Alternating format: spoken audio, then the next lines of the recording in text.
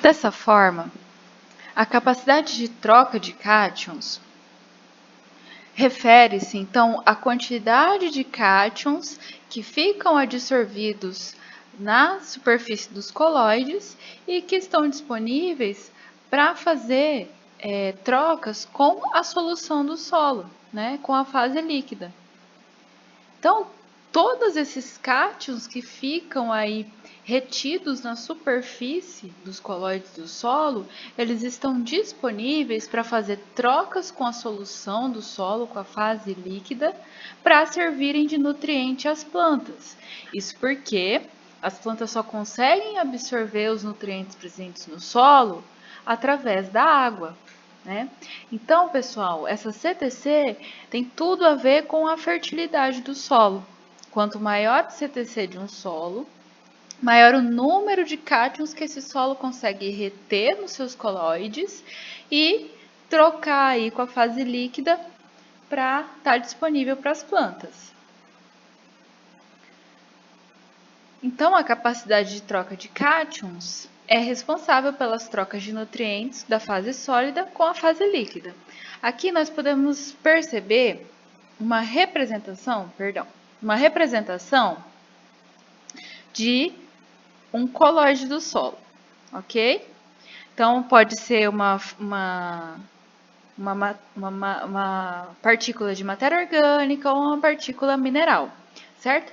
E em volta, né, absorvida aí na superfície desse colóide, nós temos vários cátions.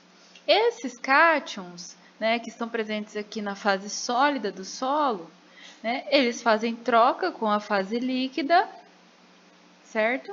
E aí eles ficam disponíveis para serem absorvidos pela raiz. Aqui no caso a gente tem um cálcio e magnésio sendo absorvido. Um cálcio, né, depois que ele já foi absorvido, ele vai ser transportado, né, para as folhas, enfim, para produzir tecidos, né? Então, essa é a dinâmica de uma CTC, certo? E é claro, gente, lembra que a gente vem comentando desde o começo dessa aula que a textura, né, o tipo de partícula que cada solo tem influencia muito, né, em várias características. E é claro que a textura também vai interferir na capacidade de troca de cátions, ou seja, na fertilidade natural de um solo, né? Nós temos aqui, ó, duas situações. Vamos imaginar que esse aqui é um solo, né, que tem maior teor de matéria orgânica, né, e de argila, portanto, ele tem mais posições para reter os cátions, certo? Tem mais coloides, tem mais capacidade de reter os cátions. E esse aqui é um solo que tem mais partículas grandes, então ele é o quê? Um solo mais arenoso, né? Um solo que tem um baixo teor de argila e um baixo teor de matéria orgânica, ou seja, ele tem menos posições para reter os cátions. Então, pessoal, essa representação aqui está mostrando é como se as partículas dos coloides fossem tipo anzóis, né? E eles acabam segurando os cátions do solo, tá? Então tá até aqui, ó. O anzolzinho é a argila, ou pode ser também uma matéria orgânica.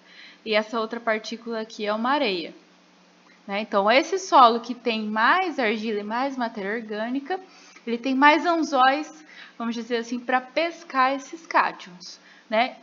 Por isso, ele tem uma CTC mais alta, né? Solos que têm menor teor de matéria orgânica, e menor teor de argila, eles vão ter uma CTC mais baixa. Bom, pessoal, e essa capacidade de troca de cátions, como ela acaba interferindo na retenção dos íons que estão presentes no solo, né? Solos com baixa CTC, ou seja, que tem poucas posições, né, poucos coloides para reter esses cátions, acabam sofrendo muito com lixiviação, né? O que é esse processo de lixiviação? Esse é um processo que a gente fala que é um processo de lavagem e perca dos nutrientes para as camadas mais profundas do solo. Bom, vamos pensar assim, ó, as camadas mais superficiais de um solo, né? O horizonte, vamos pensar lá nos horizontes, né? Um horizonte O, um horizonte A, são horizontes que vão receber maior quantidade de nutrientes, que ali tem mais matéria orgânica, tem ciclagem de nutrientes, ali vão ser depositados os fertilizantes que são utilizados na agricultura, né? Então, se ali tiver poucos colóides, né, poucas partículas para reter os nutrientes que são colocados naquela região do solo, o que vai acontecer? Quando tiver uma chuva, né, a água ela acaba caminhando entre os poros e ela acaba levando esses íons embora, né? Então você tem muita perca desses cátions aqui, desses nutrientes do solo para camadas mais profundas. O mesmo não vai acontecer quando você tem solos com alta CTC, né? Por quê? Porque os nutrientes estão retidos na superfície das partículas, então eles vão segurar, né? Vai ter uma perda muito menor de nutrientes durante uma chuva, por exemplo, né? Então aqui a gente teria um exemplo, né? Um solo mais arenoso tem baixo CTC, um solo mais argiloso tem alta CTC, certo? Mais uma vez falando mal de um solo arenoso? Não é esse o caso. Na realidade, um solo arenoso pode ser trabalhado, né? Ele tem que ter um certo cuidado. É importante o quê? O que você tem que fazer com um solo desse? Utilizar maneiras de adicionar matéria orgânica nesse solo.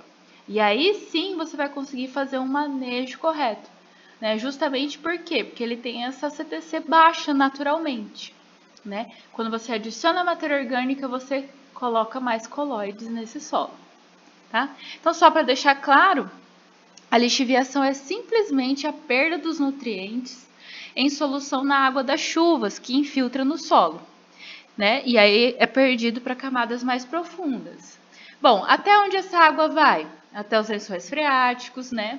Que vão acabar liberando essa água lentamente para formar lagos, rios e, né? Se estiver próximo de um oceano, pode até chegar a um oceano, né? Então essa água é perdida. Essa água não, perdão. Esses nutrientes aqui são perdidos,